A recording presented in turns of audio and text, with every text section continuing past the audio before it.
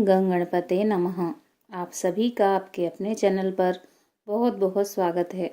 आज इस वीडियो में हम मंगलवार व्रत कथा सुनेंगे। मनोजवं मारुततुल्यवेगं जितेन्द्रियं बुद्धिमतां वरिष्ठं वातात्मजं वानरयूथमुख्यं श्रीरामदूतं शरणं प्रपद्ये। एक समय की बात है, एक ब्राह्मण दंपति की कोई संतान नहीं थी, जिस कारण वह बेहद दुखी थे। एक समय ब्राह्मण वन में हनुमान जी की पूजा के लिए गया।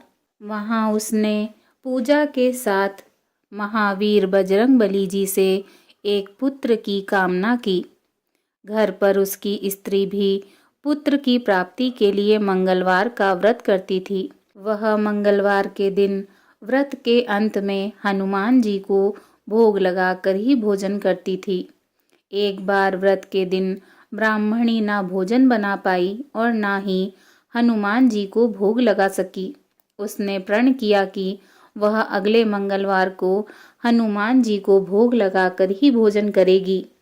वह भूखी प्यासी 6 दिन तक पड़ी रही।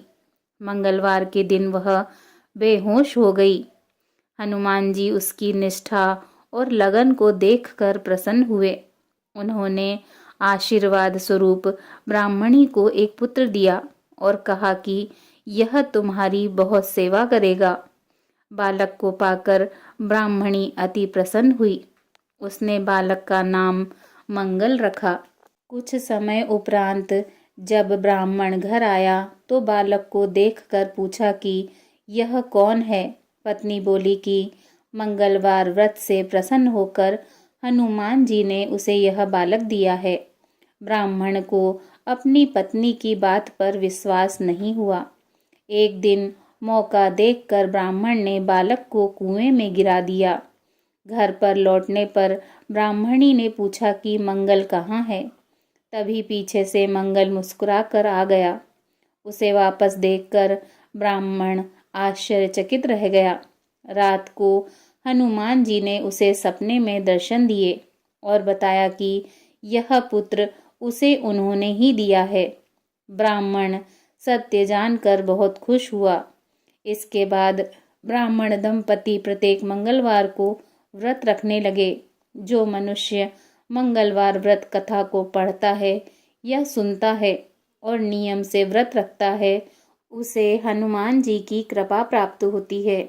उसके सब कष्ट दूर होकर सर्व सुख प्राप्त होता है और वह हनुमान जी की दया का पात्र बनता है।